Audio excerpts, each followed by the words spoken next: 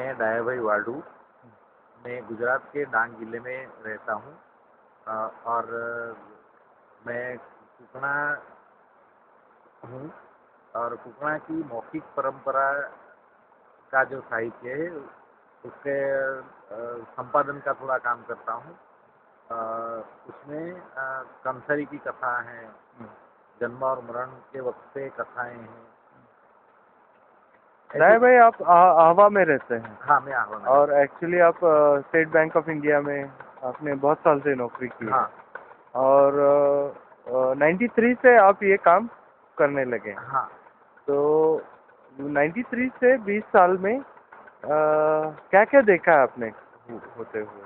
पहले तो आपके पहले बहुत सारा कुछ रिकॉर्डिंग नहीं हुआ था, तो उसके बारे में बहुत संक्षिप्त में बताइए। पहले मैं थोड़ा मेरे शौक के हिसाब से थोड़ा डॉक्यूमेंट करता था। हाँ। मगर 93 में डॉक्टर गणेश देवी साहब के साथ मेरी मुलाकात हुई और उन्होंने बड़ौदा में भाषा संशोधन प्रकाशन केंद्र की स्थापना की। साहित्य अकादमी ने उनको एक प्रोजेक्ट किया, Indian literature in tribal languages and oral tradition, और उसमें ये डॉक्यूमेंट किए हुए सभी जो कथाएं हैं उनका प्रकाशन चालू किया। तो इसी सन 2000 में ये सीरीज का Indian literature in tribal languages में पहला पुस्तक कुकणा कथा होता, बहुत पहले। और कथा, आपको कथा अवार्ड मिला था? वो उसी के लिए मिला था? 98 में साड़वा मानसिंह की जो मरण के वक्त पे कथाएं याद जाती है, उसके लिए मौखिक साहित्य का पहला कथा अवार्ड दिया गया था। 93 के पहले आदिवासी साहित्य के प्रति, मौखिक परंपरा के प्रति लोगों को कोई इतना ख्याल नहीं था, क्योंकि वो आदिवासी भाषाओं में था। अंदर के लोग इनसाइडर है वही जानते थे, बाहर के लोगों को पता नहीं था। मगर ये साहित्य अकादमी का देवी साहब का प्रोजेक्ट के हिसाब से वो मेन स्ट्रीम की भाषा और अंग्रेजी में उसका अनुवाद होने लगा। तो आज परिस्थिति ये है कि यहाँ पे गुजराती साहित्य जहाँ नहीं पहुँचा है, वहाँ गुजरात का आदिवासी साहित्य पहुँच सका है। ये शायद मैं समझता हूँ कि बहुत बड़ी उपलब्धि है। करेक्ट, बहुत बड़ी उपलब्धि। अभी ये जो कथा है उसकी मैंने कोई और आदिवासी इसमें देखा नहीं है कि कथा का इतना महत्व। तो वो क्या महत्व है कुकणा के लिए कथा? कुकणा खेती के साथ, खेती के व्यवसाय के साथ जुड़े हुए हैं, और उनके जो उत्सव है, जो कथाएं हैं, वो खेती के ऊपर आधारित है। उसके गाने हैं, कंसरी की कथा है, डूंगरदेव की कथा है वगैरह, खेती के साथ जुड़े हुए हैं। और एक उसमें एक डूंगरदेव की एक कथा है, उसमें कहा जाता है कि कंसरा ने जब पहली बार अपनी अपनी अच्छी फसल देख के उसको ये हुआ कि प्रकृति ने मुझे बहुत मदद की है, तो उसका गाना गाना चाहिए। तो उसने खेत के बीच में वो बैठा, वो थाली ली उसने भांगसर के, उसमें एक ये बनाया और वहाँ उसने प्रकृति के गाने गाने चालू किए। उसके बाद उसने मादड़ बनाया, ढाक बनाया, इस प्रकार से सभी बाजीगर बनाए, और ये कथा इस प्रकार से ये है। तो शायद मनोरंजन के तौर पे या रिचुअल्स के तौर पे समाज ने ये परंपरा बनाई कि अमुक वर्ष साल में 1 या 2 बार ये कथा होनी ही चाहिए। शायद इससे ये परंपरा भी बनी और लोगों में ये है। तो दूसरी आदिवासी कम्युनिटी में इतनी कथाएं, इतनी वैरायटी में नहीं है। तो कुकणा एक तो बहुत, शायद उनका बहुत लंबा इतिहास है, उसके ऊपर कोई संशोधन हुआ है या नहीं हुआ है मुझे एग्जैक्ट मालूम नहीं है। मगर कुकणा लोग मानते हैं कि खेती की शुरुआत उनसे हुई थी।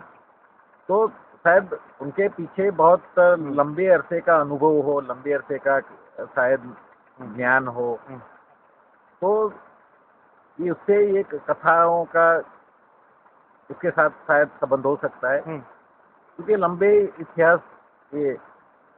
और एक माना जाता है कि कुछ अकाल के कारण कोकण पट्टी में से उनको यहाँ माइग्रेट करना पड़ा था, तो शायद ये माइग्रेशन वगैरह का भी थोड़ा शायद उसके ऊपर असर हो सकता है। राइट। और आज कोंकणा का जन्म से लेके मृत्यु तक जीवन जो है वो कथा के बिना अधूरा है। वो क्या है, वो सभी कथाएं वो जीवन के साथ जुड़ी हुई है, आस्था के साथ जुड़ी हुई है। कथाओं के बिना कोकणाओं का जीवन कल्पना नहीं हो सकता है। वैसे काफी थोड़ा ये जैसे ये नौकरी की वजह से या तो किसी वजह से अभी कई लोग गांव छोड़ के शहरों में रहते हैं, वो उसमें से काफी लोग वैसे ये परंपरा के प्रति आस्था कम। कल मधुबाबू ने पूछा था आपको, वही सवाल पूछा था। तो ये शायद ये हो सकता है कि वो थोड़ा अभी कम हो रहा है, नॉलेज भी कम हो रहा है। जहाँ तक भाषा का, कोकणा भाषा का सवाल है, शायद ये थोड़े बहुत पढ़े लिखे और वो जो माइग्रेट हो रहे हैं सिटी में नौकरी की वजह से, वो लोग नहीं बोलते हैं। बाकी गाँव में तो आज भी भाषा बहुत गौरव के साथ बोली जाती है। मैं समझता हूँ कि भाषा के लिए ये बहुत अच्छा है गाँव में। अभी जो आपका ये है Ramayana and other oral tradition of Konkana, उसमें कितना कथाएं हैं? उसमें वैसे जन्म के वक्त पे गाई जाने वाली सती माता की कथा, मृत्यु के वक्त पे गाए जाने वाली साड़वा मानसिंह की कथा, फसल जब तैयार होके खेत में आती है तब गाए जाने वाली कंसरी की कथा, और पूरा खेती का पूरा काम हो जाने के बाद प्रकृति के प्रति अपना ये व्यक्त करने के लिए गाए जाने वाली डूंगरदेव की कथा है। ये चार जो कथा है वो जीवन चक्र के साथ, जीवन चक्र और ऋतु चक्र के साथ जुड़ी होने वाली, और वो रिचुअल के साथ जुड़ी हुई कथा है। दूसरी एक ये है कोकणा राम कथा। वो वैसे उसमें जीवन के साथ इतनी जुड़ी हुई नहीं है, मगर एक कथा की तौर पे। करेक्ट। और ये वैसे आप तो जानते हैं कि भारत में 500 से ज़्यादा राम कथा के अलग अलग प्रवाह है, अलग अलग भाषा में, अलग विस्तार के हिसाब से। तो यहाँ पाई जाने वाली कथा बहुत विशिष्ट है, और वो कथा उसमें कोकणा राम कथा के नाम से। वैसे 5 कथाएं हैं या और भी हैं? हाँ, और 5 कथाएं हैं। और 5 है?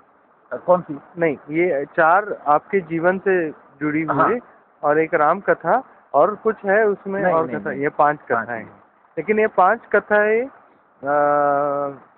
छोटी नहीं है, क्योंकि ये कथा जब चलती है तो पूरी रात चलती है और कभी कभी कुछ दिन भी चल सकती है। राम कथा तो 2-3 दिन चल सकती है। तो मगर ये सिर्फ ये डॉक्यूमेंट इतना हुआ है, बाकी तो जीवन में काफी कथाएं हैं, और कंसरी की कथा में भी यहाँ ये सिर्फ एक वर्जन है, मगर कंसरी की कथा में भी इतने वर्जन है। बहुत छोटी कथा, बच्चों को कही जाने वाली कथा से लेके बहुत बड़ी कथा तक, यानी कि बहुत विस्तार के हिसाब से बहुत वेराइटी है, मगर सभी में जो है वो अनाज के दाने, कंसरी, वो वहाँ पे खत्म होती है। यानी कि अभी बहुत काम करने की जरूरत है। बहुत काम करने की जरूरत। आपने जो किया वो बहुत कम, यानी जितना काम है उसके हिसाब में परसेंटेज में कुछ भी नहीं है। हाँ। अभी थोड़े नए लोग थोड़े काम कर रहे हैं। अच्छा है, अच्छा माहौल बन रहा है, करना चाहिए। और आप वो जो क्या फादर रेमंड चौहान का हाँ, बात कर रहे थे, हाँ। उन्होंने क्या किया है एक्चुअली? डांग में बोली जाने वाली हाँ कुकड़ा है। हाँ वैसे वो अ, डांगी नाम से जानी जाती है। हाँ, तो उसके ऊपर उसने एक व्याकरण तैयार किया है। तैयार किया है। और ये शायद पहली बार नहीं है, क्योंकि कुकड़ा का व्याकरण उससे पहले भी हाँ, हो गया है, हो गया है। हो गया। और वो क्या है, वो गुजरात और महाराष्ट्र दोनों बॉर्डर बॉर्डर पे ये करके महाराष्ट्र। कोंकणा लैंग्वेज के बारे में थोड़ा बताइए, इन द सेंस उसके अपने शब्द है, उसने कुछ हिंदी से बोरो किया होगा या मराठी से होगा या उसमें गुजराती अभी शब्द आते रहेंगे, उसके बारे में ज़रा संक्षिप्त में बताइए। कुकड़ा भाषा है वो, उसको जॉर्ज ग्रियर्सन ने इंडो आर्यन सेंट्रल ग्रुप की भाषा में क्लासिफाइड किया था, right. Linguistic survey of India में। हाँ उसके ऊपर मराठी का बहुत प्रभुत्व है। हाँ मगर अभी गुजरात में रहने वाले कुकड़ाओं का शिक्षण और व्यवहार वगैरह गुजराती भाषी के साथ होने से उसका बहुत सा गुजरातीकरण होने लगा है। हम्म, ताकि महाराष्ट्र में रहने वाले लोगों की भाषा में इतना कोई फर्क नहीं है, क्योंकि वो उसका शिक्षण वगैरह मराठी के साथ है और वो मराठी का प्रभावी इलाका है।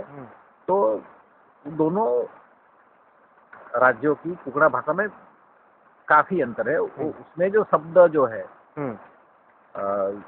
उसमें खेती के साथ जो जुड़ी होने से खेती के विषय बहुत शब्द है जो दूसरी जगह पे बहुत कम पाए जाते हैं। बाकी तो ये जितना भी विकास हो रहा है, नए नए इंस्ट्रूमेंट आ रहे हैं, नए नए कुछ उपकरण आ रहे हैं, तो उसका जो शब्द वो तो बाहर से ही आता है। कुकड़ा भाषा में संस्कृत के बहुत शब्द है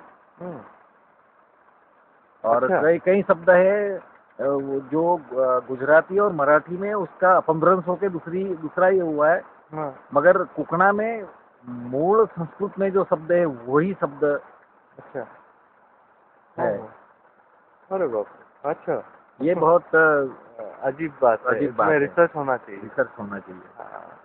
और वैसे मराठी का भी प्रभाव है और जो पुरानी मराठी के बहुत कुछ शब्द आज भी यहाँ इस्तेमाल होता है। अच्छा ओके, अच्छा। तो अभी ये कोंकणा जो लोग हैं वो डांग में तो है, साउथ गुजरात में है। हाँ, और महाराष्ट्र के नासिक और ये कुछ इलाकों में है। हाँ, नासिक, नंदुरबार, ठाणे, ये शायद 3 जिले में, 3 जिले, और गुजरात के शायद ये 3-4 जिले। हाँ, साउथ गुजरात हाँ, के इधर ही इनका कंसंट्रेशन है। हाँ, बाहर ज्यादा माइग्रेशन के सिवाय बाहर कोई ज्यादा पॉपुलेशन नहीं मिलता। ज्यादा कुछ। और टोटल पॉपुलेशन कितना होगा? डांग में 2 लाख है लगभग। हाँ, 2 लाख में से शायद 1 लाख के आजू बाजू कुकड़ा होगी। अच्छा, मगर तो गुजरात में लगभग 3 लाख है। मैं समझता हूँ कि गुजरात में 3-3.5 लाख और महाराष्ट्र में भी शायद इतने ही होंगे। तो शायद 7-8 लाख का पॉपुलेशन हो सकता है। इसका कोई ठोस शायद किसी ने अभी तक सर्वे या उसमें नहीं है, मगर 7-8 लाख का पॉपुलेशन तो होगा। और उनका अपना साहित्य है, उनकी अपनी कथाएं हैं, उनका अपनी भाषा है, संस्कृति है। और वैसे थ्रेटन नहीं है, मैं ये नहीं बोलूँगा कि बचाने की जरूरत है। It's a very live and kicking. और आज भी लोग बहुत प्यार से, बहुत गौरव के साथ कहीं पे भी सिटियों में भी अगर गए हों तो वो हम बात करते हैं तो अंदर अपनी भाषा में ही बात करते हैं। तभी ये नहीं सोचते हैं कि वो लोग क्या सोचेंगे, ये कौन सी भाषा बोल रहे हैं। ताकि दूसरे जो है वो क्या है, वो अपनी भाषा बोलने के लिए थोड़ा हिचकिचाते हैं कि लोग क्या सोचेंगे, क्या मानेंगे। कुकड़ा ऐसे कोई सोचने नहीं है, जो भी सोचेंगे उसको सोचने दो, मैं तो अपनी भाषा बोलूँगा। करेक्ट। ये अपनी भाषा के लिए शायद बहुत ये है वो बहुत अच्छा चीज़ है। थैंक यू दया भाई, थैंक यू।